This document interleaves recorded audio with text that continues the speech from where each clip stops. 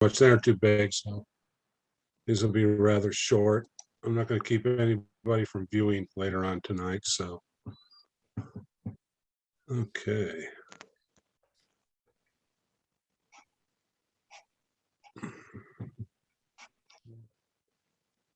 Hopefully next month I have time to actually put material together for a main topic or something, so it's not just one short presentation this month.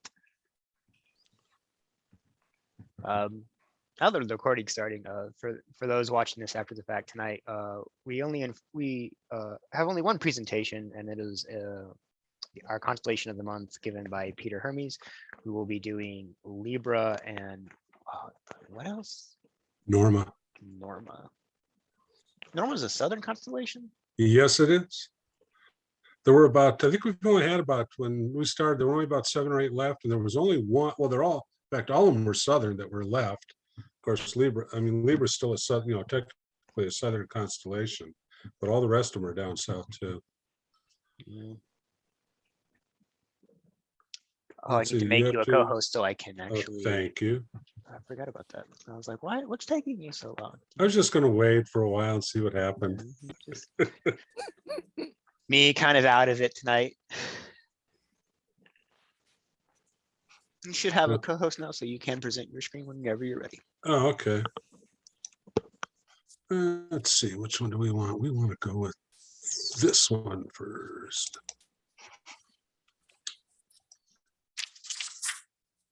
And if I can make it presentation, there we go. Everybody see the screen okay? See the first part of the presentation? Yes, thank you. Okay, Looks very good. good. Thanks. Yeah, Hey, right.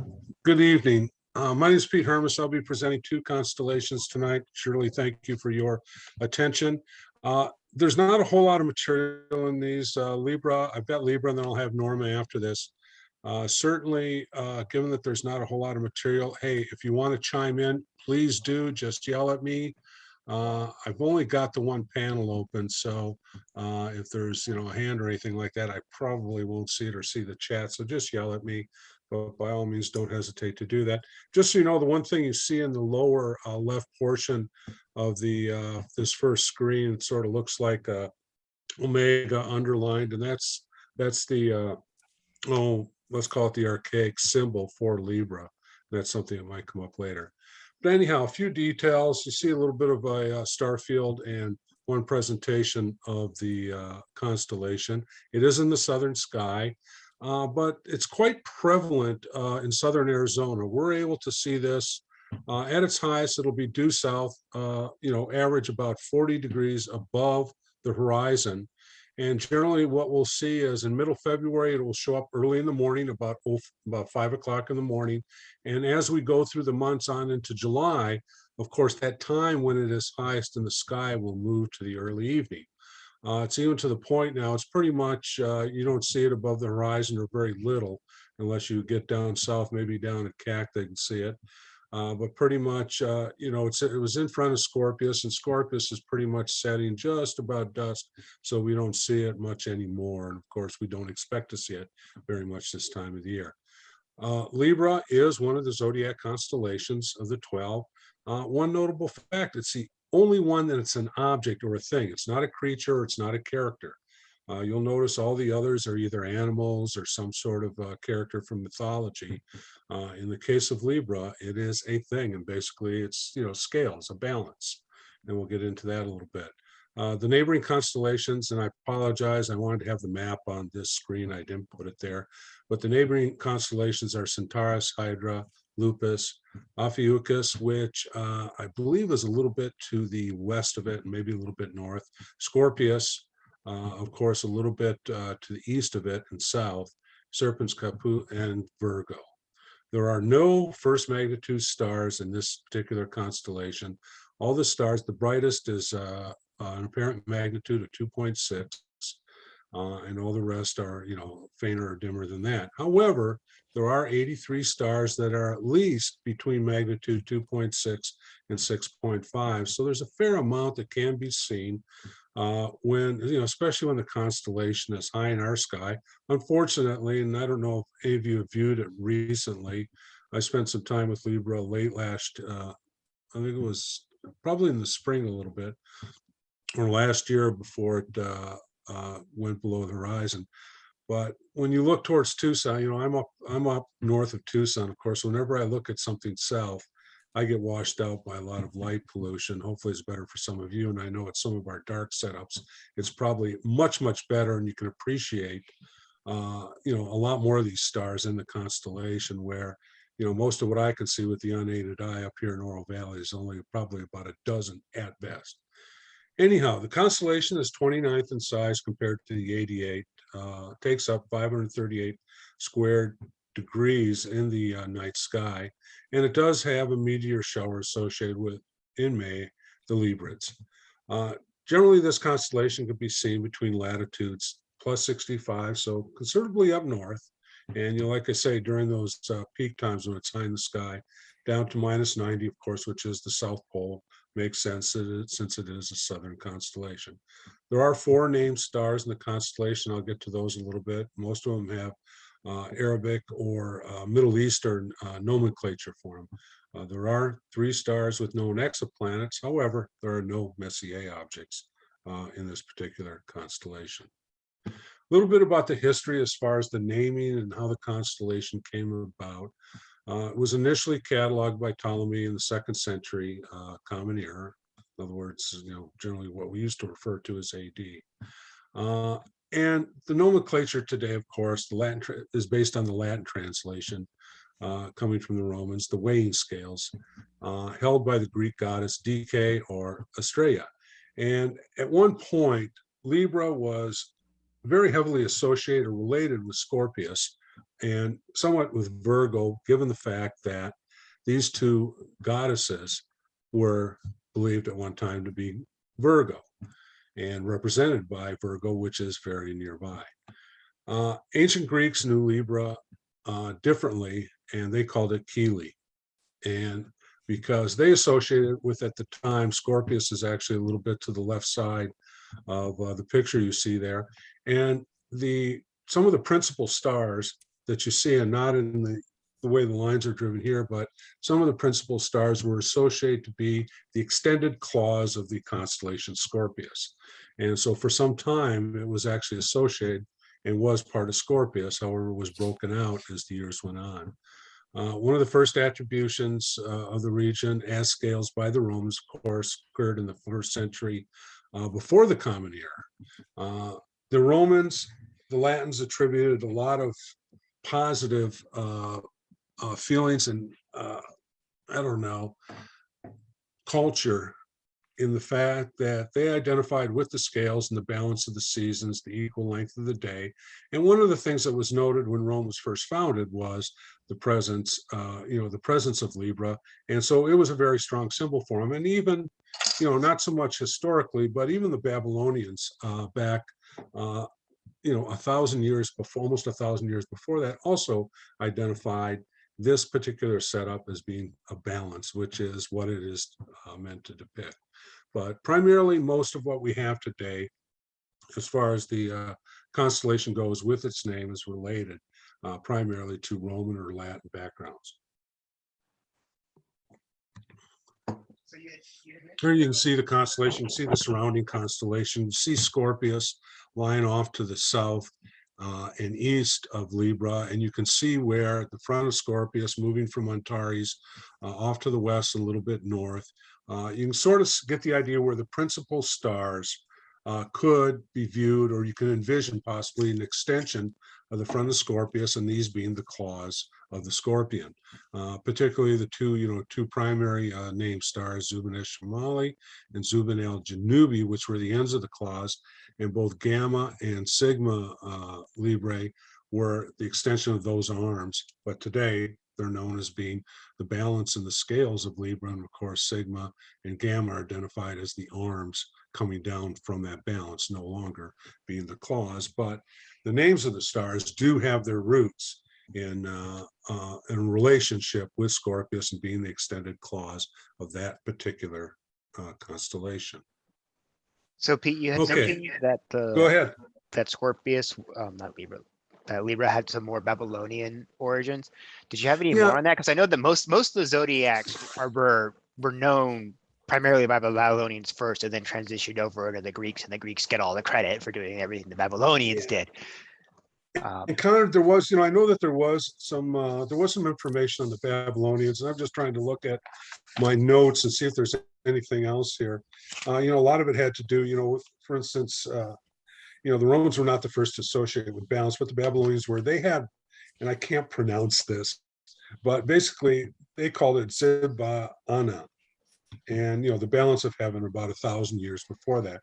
And so there is some attribution with the Babylonians with respect to the constellation, and it having, here again, going back to what the Romans identified with, the constellation showing balance, scales, balance in the seasons, balance in the day. Here again, another attribution that the Romans had, I think at the time. They identified heavily with the equinoxes when you had equal day and night, particularly the vernal equinox. And that was one thing that was noted, I think, in one particular time with the Romans.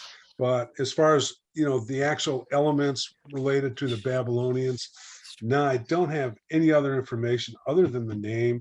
There was, the scales were held sacred to the sun god Shamash, which was a Babylonian god at the time. And was identified as the patron of truth and justice. So that's the only other information I noted with respect to the Babylonians and the original nomenclature of the constellation, or how they viewed it. When you had mentioned the equinoxes, then it kind of clicked to me as like why exactly it's called a scale, because Libra is in a position where it's rising prominently during the spring equinox and setting prominently during the fall equinox. Exactly, So just like those using one of the many signatures in the night sky in order to be able to tell seasons. So I never really quite fit that with like why it was what the purpose of the scale was, but once you combine that with the timing of the equinoxes, it makes a lot more sense to how it actually got its name, because it seems kind of just like out there. It's just like, why is there this scale here? Why is specifically a scale? But that does make sense when you. And that's a very good point, because I think even back when you move back to Roman times, when you go back a couple of thousand years, there would have been a little bit more variation. And I suspect, I mentioned that, the constellation was highest in the sky, south at about 40 degrees above the horizon. I think starting in February, it was noted, and that was primarily early in the morning. And then going in through July, of course, those are a little bit offset from the equinoxes, but I might suspect that maybe during that time period, when the constellation was first identified or being looked at by people on the ground, they may have made that association, because perhaps, and I'd have to go back and research it, but there's a good possibility that Virgo might have been in that position more so at the equinoxes and not a month or two earlier. So that was a very good point. So that very well may be. And I think, a lot of times, whether it was Babylonian or the Romans, they had a tendency to connect what was going, I don't want to get into astrology, but connect what was going on in the sky. And it wasn't just the stars, but connect what was going on, in the sky with things occurring on the ground, whether it was a seasonal change, whether or not it was the harvest, whether or not it was some other particular time that they would have noted in their culture at the time. So, no, that's a good point. Thank you. Anything else, folks? So, moving on here again, covering the stars specifically. Like I say, the first one, Zubin-Eshamali. It's Bravo Librae. Here again, the terminology or the name for this particular star makes reference, is an Arabic reference to the northern claw, and like I say, talking about that prior to the Romans, pushing the constellation, and later it becoming more so the balance.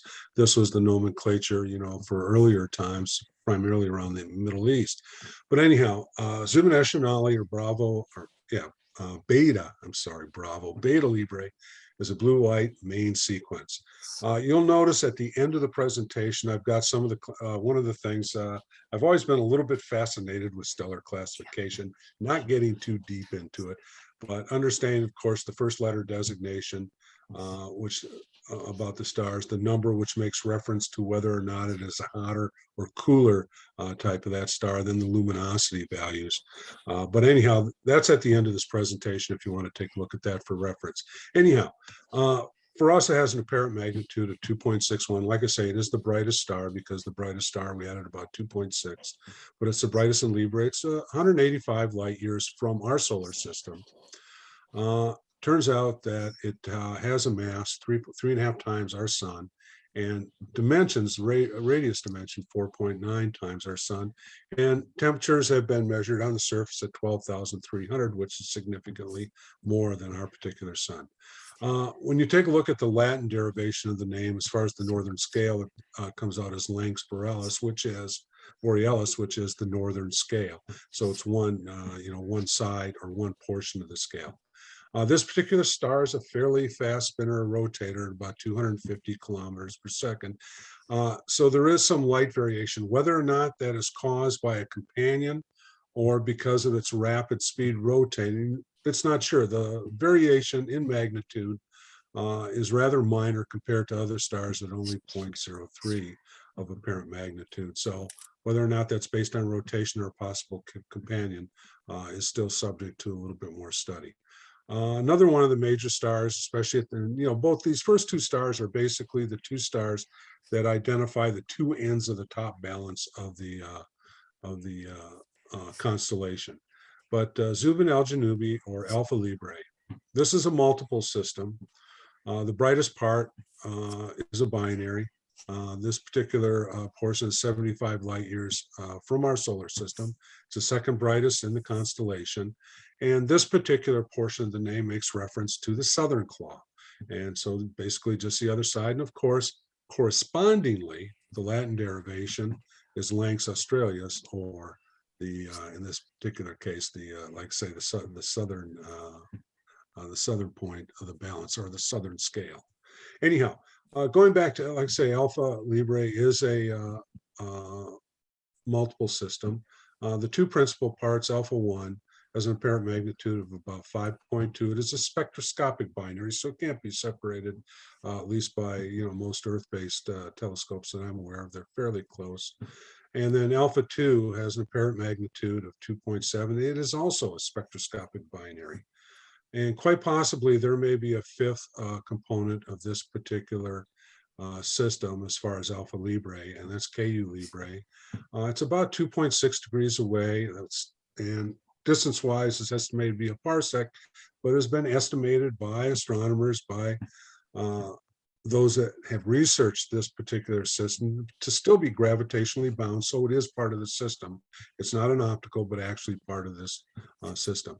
Given that this particular star Alpha Librae is along the ecliptic, it is possible that it can be occulted by the moon or some of the planets. In fact, for all of you young folks, they're going to be around for another 31 years.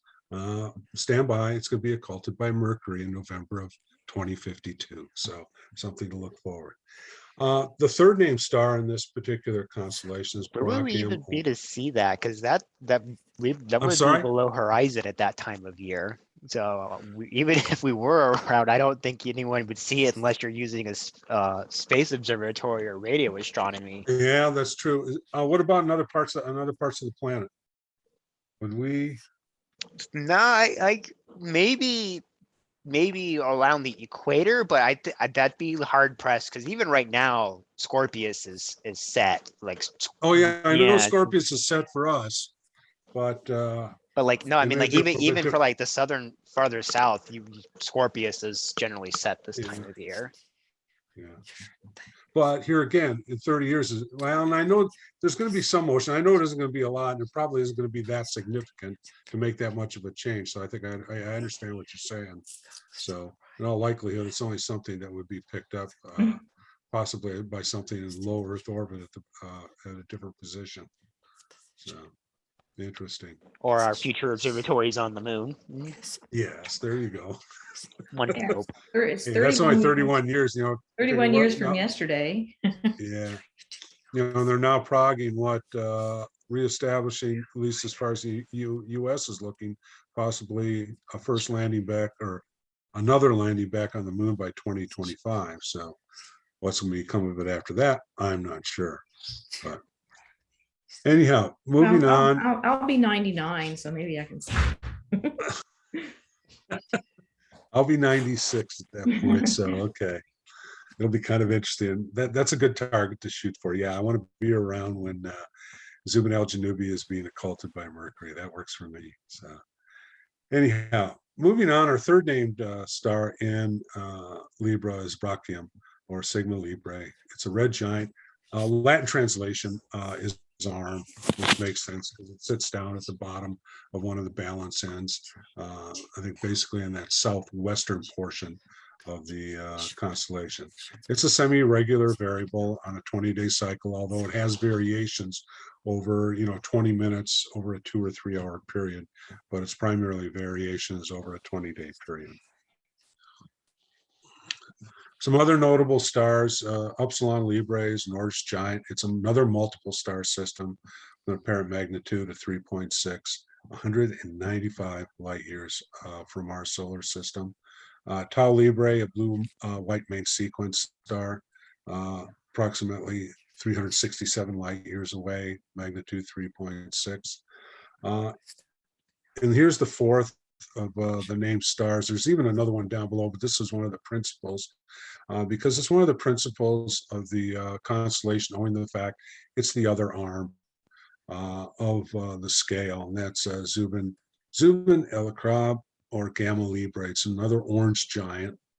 So I suspect, one of the main reasons, and these aren't too far away, but of course, this is a particularly large star, larger than our sun. Apparent magnitude 3.9, 152 light years away, but it has about just over 2 times our sun's mass and is 71 times more luminous. Theta Librae, which lies a little bit further south and to the east of Gamma, is another orange giant, very similar in makeup, a little bit dimmer, but about the same distance, basically with respect to our sun, just under 2 times the mass and 35 times as luminous. I won't get into all the rest of these. You can pretty much read these. However, you'll note that down in the bottom, 48 Libra, a blue supergiant. This is a pretty significant and somewhat of an outlier with respect to the stars that are located in this particular constellation. It is I made reference to a star earlier of being a fast spinner at 250 kilometers per second. The rotational speed of this particular star is 400 kilometers per second. Apparent magnitude just under 5, just over 500 light years away, almost 6 times the mass of our sun, and almost 1,000 times the luminosity. It's suspected that there's some variation here, and due to the high rotation, is actually giving off mass to the surrounding area. A couple of other notable stars, and we get into the Gliese, which are primarily stars that are relatively proximate to our solar system, within a few 10 light years as opposed to hundreds of light years. And one of the most notable ones is Gliese 581. You'll notice I've linked a YouTube. I'm not going to play that. It's just a short Discovery Channel bit. It's only about 2.5 minutes. I think it's in fact specifically it's UK Discovery Channel where they talk a little bit about this. I think the date, this is a little bit dated, it was about 10 years old.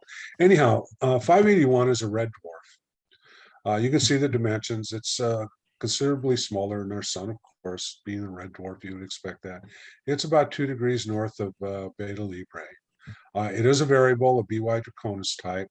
The variation is due to, here again, suspected because of rotation, and there are some star spots associated with this, giving some variation. Now, one of the interesting things about Gliese 581, initially it was one of the first ones where exoplanets were discovered. It's believed to have between 3 and 6 planets. But one of the unique factors about this was one of the systems, in fact, specifically 581c. When you have, of course, I think everyone's familiar, you have the star designation, and usually you have, small alpha characters to designate any exoplanets that have been identified around this particular system. So this would be the third. However, it was the first Earth-like exoplanet or extrasolar planet found in a star's supposedly habitable zone. The habitable zone for this red dwarf, of course, this will be significantly closer in than we are going around our sun, 1 AU or 93 million miles out. How much, I'm not exactly sure. But some very, I found this to be probably one of the most interesting things about the constellation as far as with respect to an individual star. This is the one that caught my attention more than any other. A couple of the other stars, 23 Libra is a yellow dwarf, 85 light years away. I expected to have, a couple of exoplanets. Interesting enough, this star is 8.4 to 11 billion years old, or almost double what our solar system or our planet are. And so it makes you wonder a little bit if there is an Earth-like planet in its habitable zone. It's had twice as long to develop life, and something worth speculation. And you can notice that the star of the sun is very similar to our sun in certain respects. Just slightly over the same mass as our star and only 25% more luminous. Another star, HD, from the Draper catalog, 141937. It's a yellow dwarf expected to have one exoplanet, a massive gas giant. Here again, this star is similar to our sun, and it's about 109 light years away. Gliese 570, also identified as 33G Librae. This is a triple system, 3 stars, about 19 light years away. It's an orange dwarf and 2 red dwarfs. And whether or not I don't think there were any exoplanets identified with this particular one, but this is kind of an interesting system in and of itself, given the uniqueness of having the orange dwarf being in a system with 2 red dwarfs. Okay, probably one of the most notable things, other than when I was talking about Gliese 581, is the Methuselah star, and it's HD 140283. And the unique thing about this particular star, and I'm lost, got to move something here. There we go. It's a yellow subgiant. However, it's been identified as one of the oldest known stars. There are other ones, but this is one of the oldest. It's suspected to be 14.46 billion years old, plus or minus 0.8, so almost a billion years. Okay, so that raises the question, well, how old is, what's the current age of the universe? And I think it's been put at 4.7, 4.8, right? So here you have a star possibly older than the universe. Well, that can't be. Well, there is a degree of error in here, and certainly you throw that in there, and that would pretty much account for it. But anyhow, it's 202, just a little over 202 light years from Earth. The apparent magnitude is 7.2. It is one of the nearest population 2 stars, which are the old stars. Low metal, generally they're found in globular clusters and galactic nuclei. They're older, less luminous, and less luminous than the cooler. Older, less luminous, and cooler than population 1 stars. This particular star, with respect to us being able to see it from here, is invisible to the unaided eye. However, it is twice the size of our sun, almost 5 times more luminous. However, it doesn't have quite the mass, only about 80% of our solar mass. You can see the surface temperature is very similar to our sun. It rotates at a nice, pedestrian 3.9 kilometers per second. And as with most population 2 stars, there are very few heavy elements. This star is almost exclusively hydrogen and helium. There is very little iron content in it. In fact, current research only puts it at less than 1% of our sun's iron content. So it's very low metal content. But the significant thing here is about the age of the star. Now, there have been a linked couple of studies that have been done 7 and 8 years ago. Yeah, 7 and 8 years ago, that deal with trying to judge the ages of stars. Of course, 2 of the primary factors that I think are used as far as being able to judge size, mass, and the flux, which is the energy generated by these particular stars, and not so much the basic flux, but the bolometric flux, where you're looking at the energy being put out at the various wavelengths or the various colors, but really more technically wavelengths. And being able to determine those with greater precision helps a judge more accurately the age. And I think that's something that will probably come with time. However, it is kind of an interesting little story where you potentially have, a particular star that was, formed short, at least what we know now or what we think now was, formed within, probably less than 1 billion years after the Big Bang. So, okay, deep sky objects. You can see, and I've got these pictured. NGC 585 is a barred spiral galaxy. Magnitude 11.8. It was discovered by William Herschel in May of 1784, as was the next one, also a barred spiral galaxy, 12.1 apparent magnitude, about 83 million light years distant. Here again, discovered by Herschel 7 years prior to the, 3 years following his discovery of 5885. Another galaxy, NGC 5890, is an unbarred lenticular, kind of faint, 14.0, discovered by Ormond Stone in April of 1785. And the final featured is not a galaxy, but rather a large globular cluster, magnitude 9, but NGC 5897, approximately 40,000 light years away. It is considered to be a satellite of the Milky Way and is dimensionally about 170 light years across. Okay, one of the things, and this you may find this kind of funny. One of the things I did last year when I was getting back into astronomy, and one of the things that first fascinated me were double stars. Of course, some of them are opticals, but there are a lot of true doubles out there in binary systems.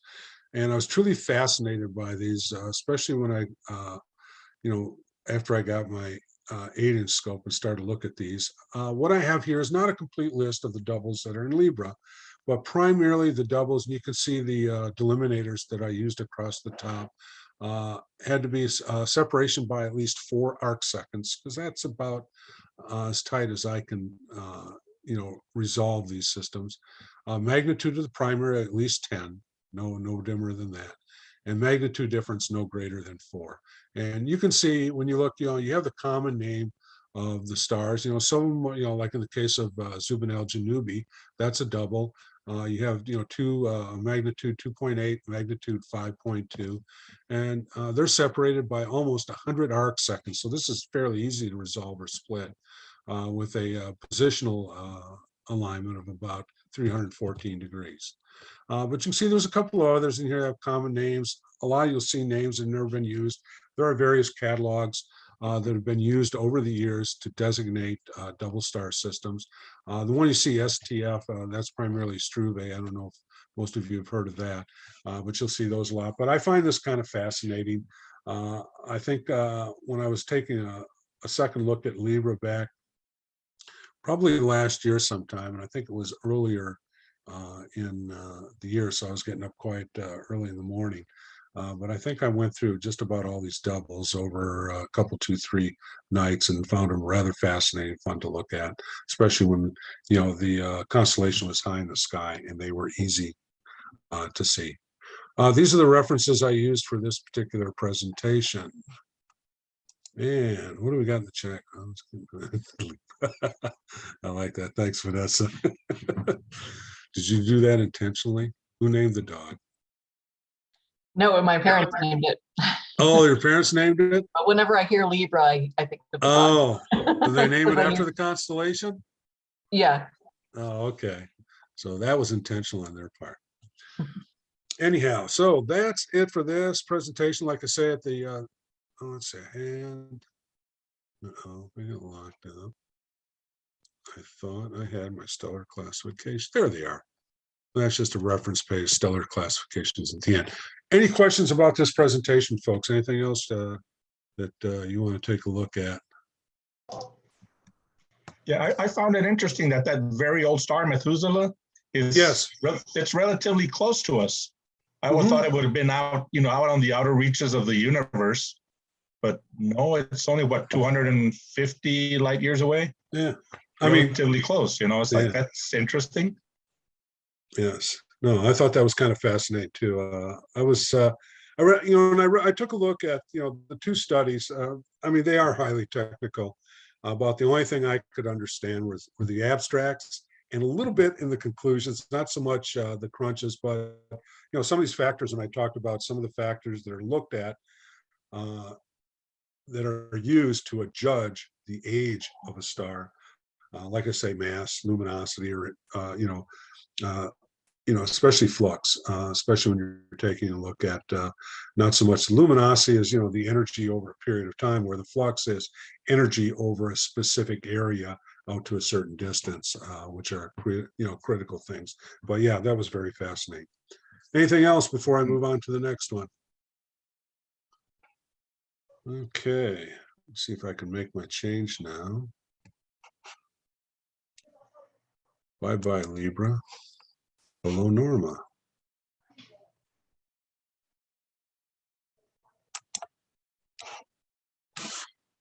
Okay, question for everybody. Who's the constellation Norma named after? Any ideas out there? None, no takers? Yeah, it really isn't. At first I thought it was named after someone. Not really, but I suspected, but it really isn't. Actually, Norma is a Latin derivation referring to some, and I'll get into the history how this particular constellation was named. But anyhow, the second one I'm going to look at is Norma. Of course, it's in the southern sky.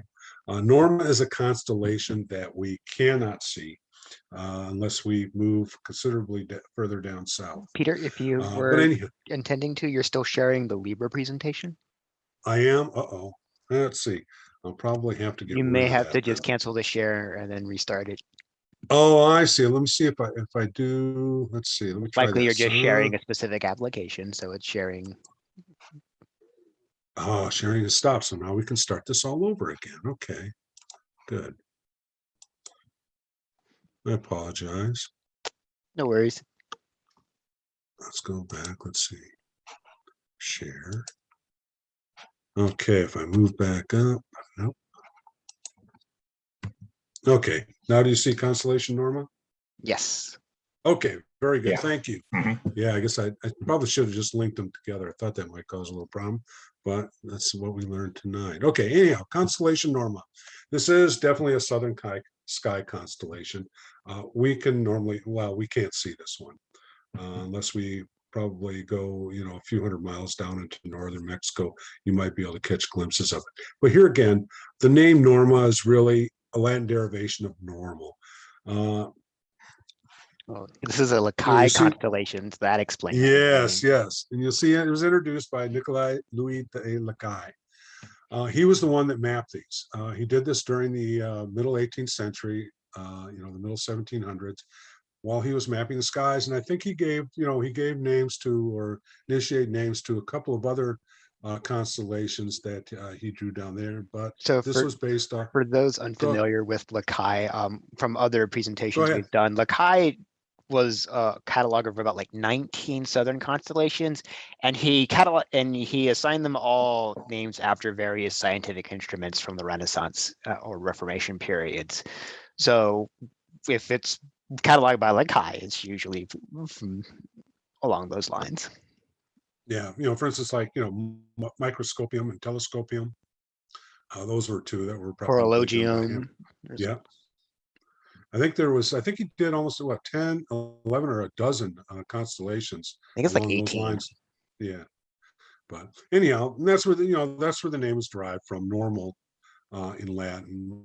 Here again, designating a right angle, level, set square, or a Carpenter square. Even though when you look at the star map excerpt, it looks like it's a oh god, not a square, but slightly askance square, not just a carpenter square, because normally a carpenter square just has two sides on it, not four. But anyhow, it's a rather small constellation, 74th out of 88, 165 square degrees, and can be seen between latitudes like say plus 30 down to minus 90, of course.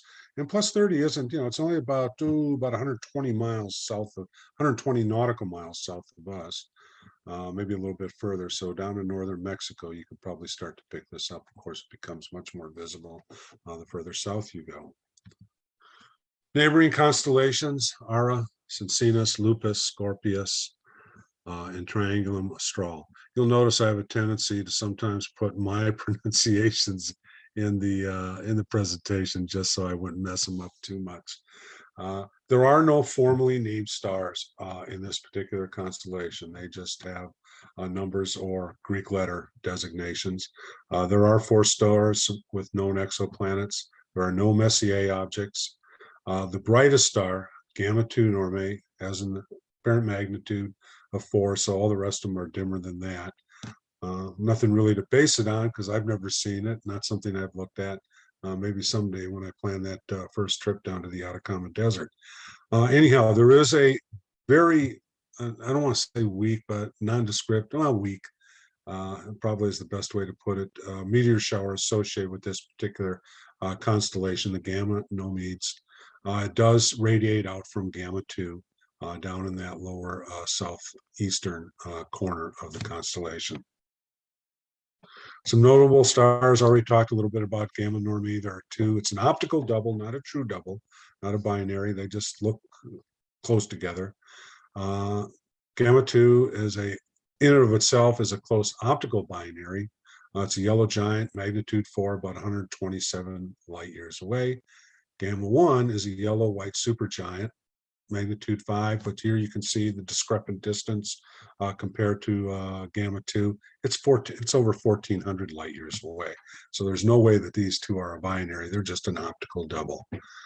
Epsilon Normae is a binary, white main sequence, magnitude just over 4, about 400 light years away. It lies in that northeastern side, northeastern portion of the constellation. Iota 1 Normae is a white subgiant, about 140 light years away. It's a multiple system. Eta Normae is a yellow giant, 218 light years. And you can see a lot of these stars, with the exception of Gamma 1 so far, aren't exceptionally distant from our solar system. Yeah, it's a couple hundred light years, but if you understand big numbers, this is actually relatively pretty small. And then, of course, we have Delta Normae as a white A-class, about 123 light years away. Keying in a little bit on Mu Normae, and you'll see there's another note down there. It is one of the most luminous known stars. There's a widely discrepant estimate of its luminosity, primarily based on the fact that it lies in a part of our galaxy that is heavily obstructed with dust in the center part of the galaxy. Creates that problem. You'll see that it has basically, and there'll be another note down below here, but basically it's estimated that its luminosity is between 250,000 and 1 million times our own sun. So this is pretty significant. And it is a variable too, because you'll see it's an alpha Cygni type variable, varies between 4.87 and 4.98. Not real big, but something that might be noticeable, definitely, probably more so measurable with the right equipment. It's a blue-white supergiant, over 4,600 light years away. Oops, okay. Oh, God, I lost my notes. I'm sorry. Mass, 30 times our sun, a radius 15 times our sun. Mostly these first few stars up here, these are all variable types. There's a Mira type, R Normae. This has wide variation, 6.5 to 13.9 over 507 days over that period. That's a pulsating red giant, about 600 light years away. And then finally, a Cepheid variable, S Normae, 6.12 to 6.77. And that's over slightly less than 10-day period. A couple of stars that have exoplanets, that are hosting exoplanets, HD 142, 415, yellow main sequence. Here you'll notice it's somewhat similar to our sun with respect to mass and luminosity. It has a Jupiter-like planet with a period of 386 days. Sounds like an Earth-type year. Whether or not it's that distance out, I don't know. Another star, HD 148156, another yellow main sequence here again, similar to our sun, has a gas giant slightly smaller than Jupiter on a 1,000 plus day orbit.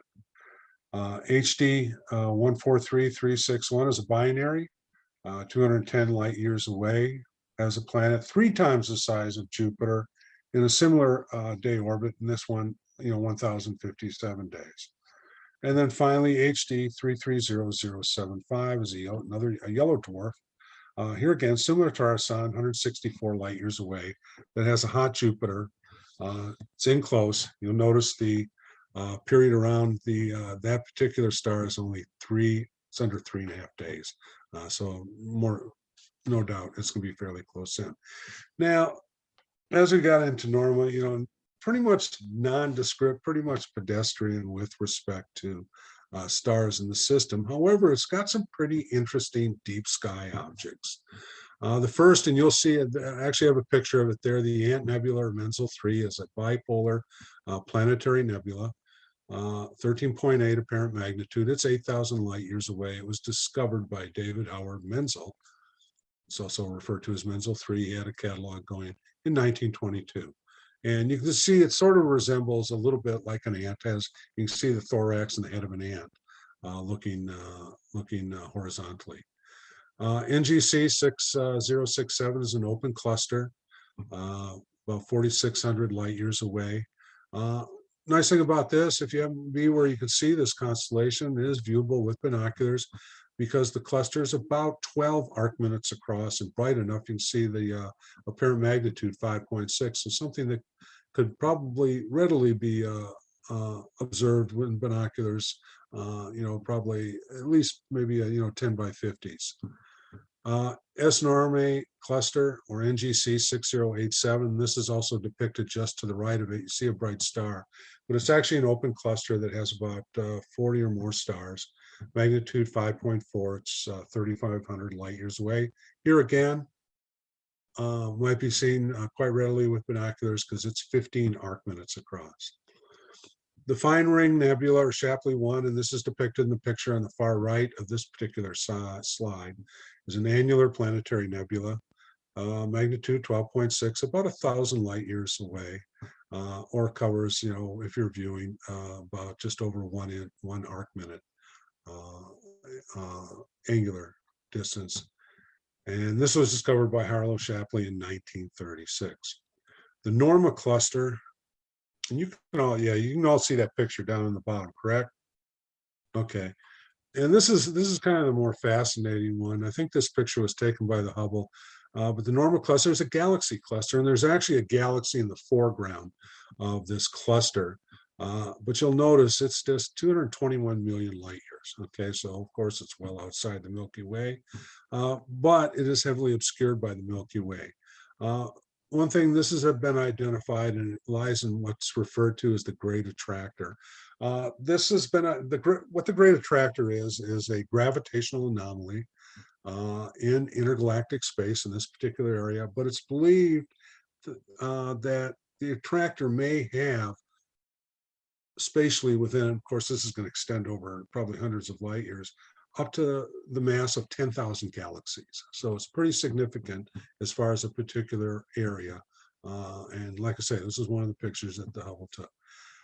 Finally, closing out the last two, Menzel 1 is a bipolar planetary nebula, about 3,400 light years away. And I've got to move something on my screen. And then there's a couple of other open clusters. I just botched these together: NGC 6021, 6167, and 6152. And so that pretty much does it for most of the deep sky objects in Norma and references for that particular one. And that brings me to the end of my presentation.